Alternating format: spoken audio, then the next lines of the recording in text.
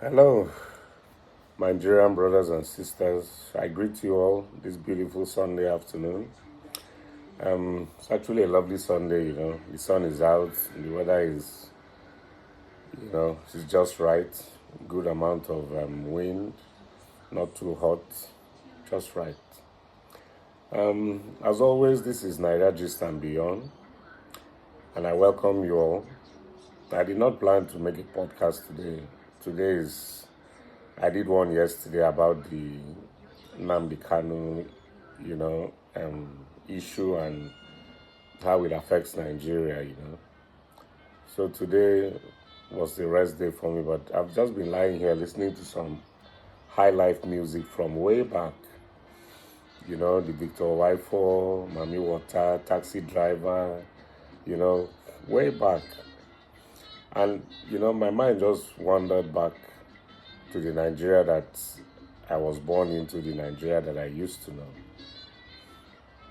And looking at the Nigeria that we have today, it doesn't inspire any feeling of Elysia, if you would say that, a feeling of accomplishment or joy.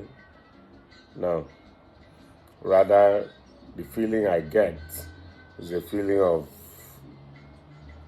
sadness. I would say sadness, deep reflection, wondering where did it all go wrong, what happened.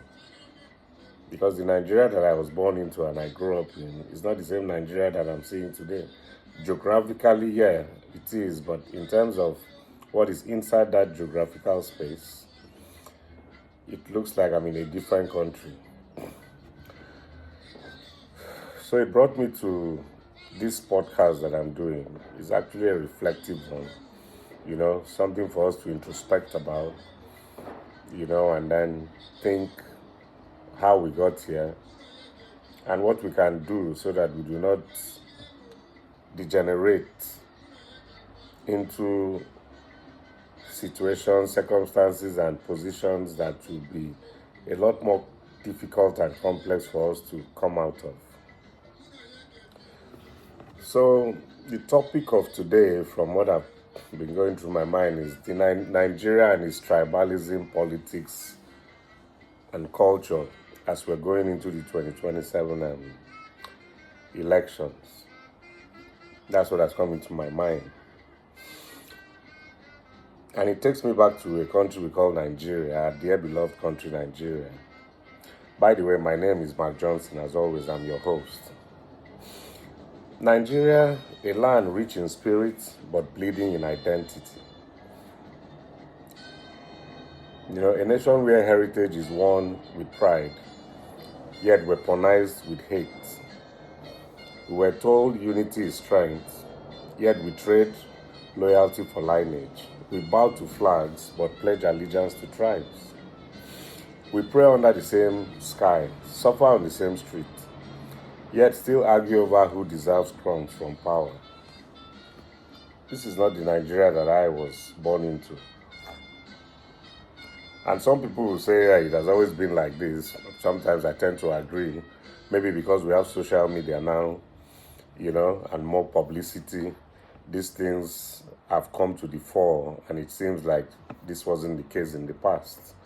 But I would not agree totally, because growing up in Nigeria, there were things that were standard, morals were standard. I mean, there were people that did not have morals, but it wasn't something that you just throw out like that.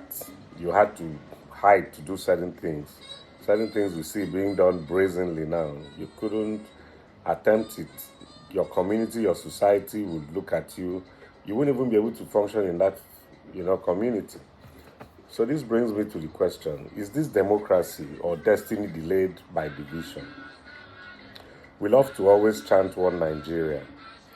From when I was in primary school, from the assemblies in my primary school to presidential speeches we listened to on TV, we echo the same tired hymn.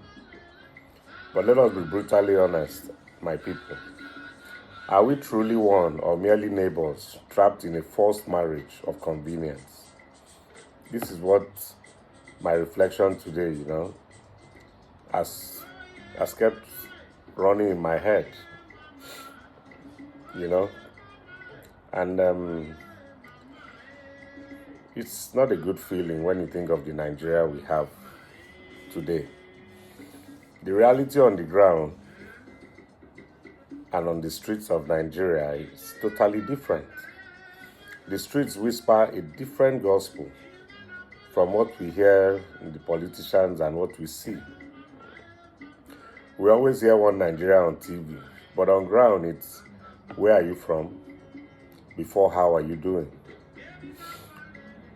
So you see that from Mushi to Maitama, from Aba to Arewa land, the anthem is loud, yet the soul of the nation is fractured.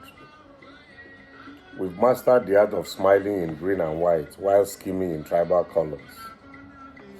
As we approach 2027, our politics will no longer be just about competence, vision, or national interest.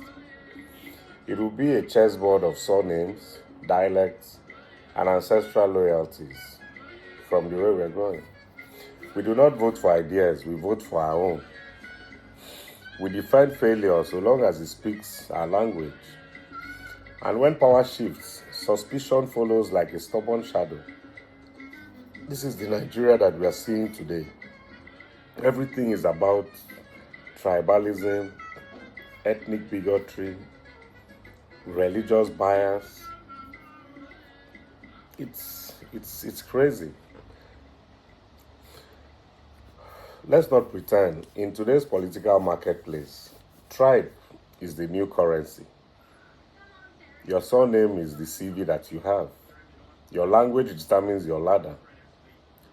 And your location decides how fast your destiny crawls. They tell us structure, competence, and vision, but when it's time to vote, suddenly it's my brother, my people, our turn. Agenda becomes accent. Progress becomes postcode. This isn't patriotism. This is programmed division. Think about it, my people. Just take this Sunday, take a bit of time as you listen to this podcast. Think deeply about the Nigeria that you knew and the Nigeria that we are in today. Think deeply. From what I've been saying so far, the name for this system is tribal capitalism. That's what I would call it.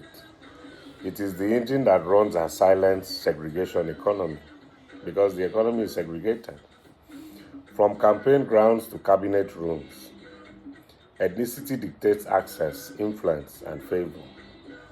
The North guards the throne, the South fights for crumbs, and the East keeps demanding fairness in a system that never truly embraced them.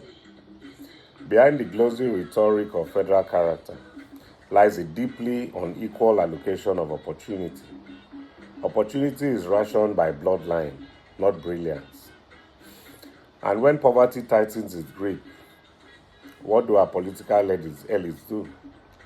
They deploy tribal cards like emotional currency. They deploy religious cards like emotional currency. They say support your brother, but your brother still can't afford rice, can't afford the basic necessities. They say religion first, yet the church and the mosques grow richer while the people grow hungrier. In this case, the church. The mosque is even still somewhat modest in what they do, but the Nigerian church, I'm a Christian, don't get me wrong, but the Nigerian church, this podcast is about truth, not about, how people, it's about the truth. The church has become something else. Religion is the new opium that has been holding the masses down. Next to politics or after politics, we'll have a discussion on that in some other podcast, what religion is doing to our society. So this is elite manipulation, expertly wrapped in cultural sentiments, and we keep swallowing it with political holy water. Let me drink some water as well. This one is not political water. This is this is water that God gave us. Thank you. Meanwhile, insecurity marries poverty, and corruption baptizes incompetence. A lot of the politicians we have in Nigeria, incompetent, corrupt. The tragedy, we are not short of brilliance. The tragedy is that we are not short of brilliance. We are suffocating under sentiment. Nigeria does not lack sons and daughters. It lacks courageous leadership that sees beyond tribal arithmetic and calculations. So these are the things that I want us to ponder about as we move forward. And then we need to address the Igbo question. Like I said, why does one of Nigeria's most industrious ethnic groups perpetually feel like a tenant in their own country? This Igbo problem is a problem that we cannot wish away, no matter how hard we try. It's an elephant in the room. We need to address it. Why does agitation receive bullets while corruption receives pardons? Why are some protests labeled treason while others are called democracy in action? When the system deliberately excludes a vibrant, powerful group, when their pain is dismissed as mere noise, what kind of loyalty do you expect from such people? This is not an Igbo problem. This is a Nigerian integrity deficit. When justice is selective, when law is applied based on where you are from, the foundation of the nation crumbles. We are taught to be loyal to the nation, but the nation itself is loyal only to a few select surnames. That is not fair. That is absolutely not fair. The truth is painful. Tribalism thrives not because people love their culture, but because the nation has failed to inspire loyalty beyond tribe. A tribe is a safety net. It is where you go when the government fails. When the police won't protect you, you turn to your community. When the university won't admit you on merit, you use a connection from home. When the market is unfair, you trust your kin. A country that cannot deliver justice will always divide its people. A nation that cannot guarantee fairness will always provoke identity wars. Until our leadership is redefined, until merit replaces sentiment, until the Nigerian identity becomes stronger than the tribal surname, until we remain a decorative slogan.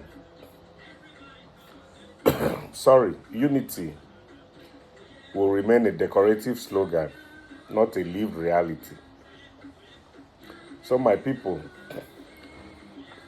we have simply perfected the art of survival side by side.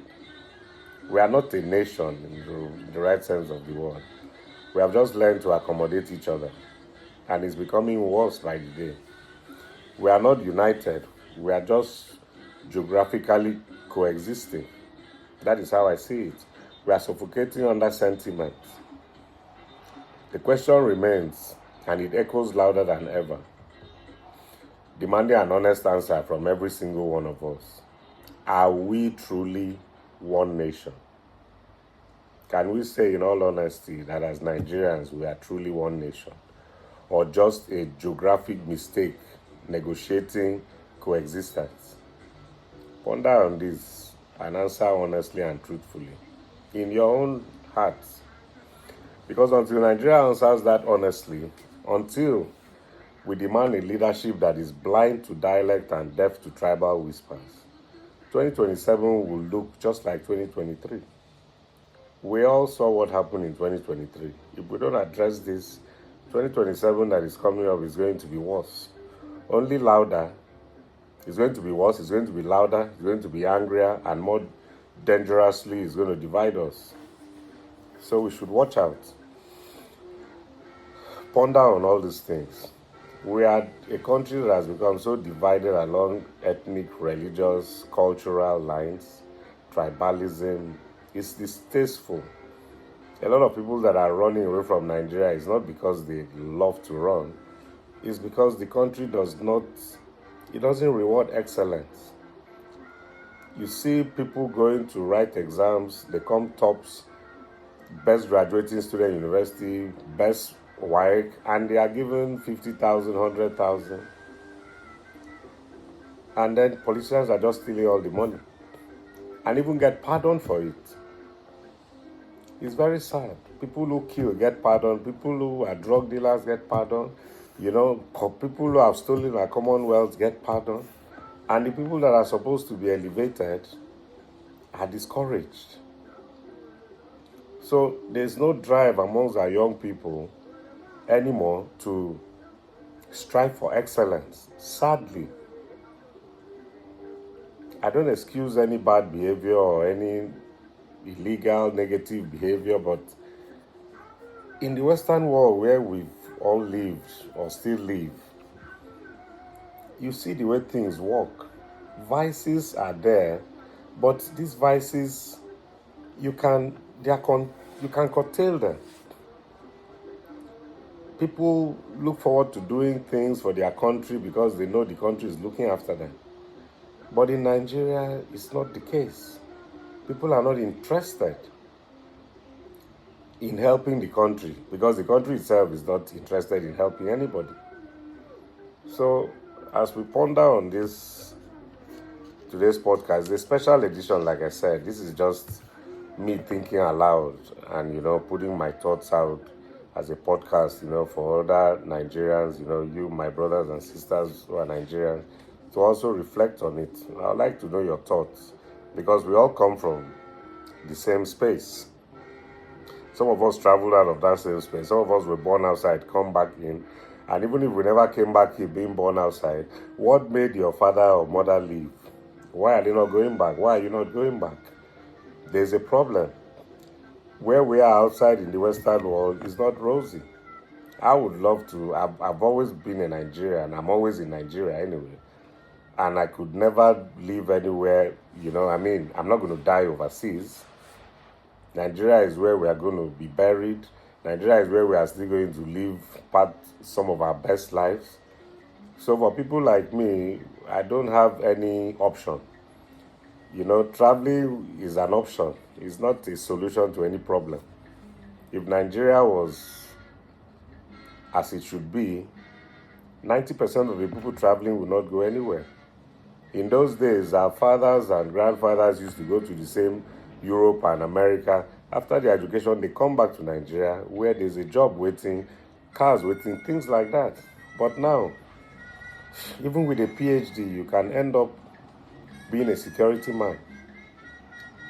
And I'm not trying to denigrate any job. A job is a job, but is that really why someone will go to school to get a PhD to come and become a security man? No. So these are all the problems that this tribalism, religious bigotry, and the political class are the ones fueling this, and the citizens are the ones carrying the message down to their own communities and to themselves. The bigger fight in this is not even the political class. Those guys are not up to 1% of the Nigerian population. It is we, the citizens, who buy into this selfish, devilish opinion of politicians, and then we are the ones that even practicalize it. You don't see a politician going to stand on the day of election to rig election or buy votes. It is common people like me and you. For stipends or for whatever amount of money, you see them going out to fight. And the politician is in his house. If it happens, they take the next private jet or they hop on their yacht and go into Benin and they disappear. People get killed on election day, nobody says anything. The problem we have of insecurity in Nigeria today is fueled by the politicians. A lot of them have said it. Somebody in the Senate said it, that Boko Haram, they introduced it to get Jonathan out. And once they get the person out of power, they abandon the people. How can you abandon people with guns? What do you expect them to do? That is why they kidnap for ransom. So, I don't want to bore you. I just wanted to put this out there so that we can all, reflect this Sunday, do some introspection and then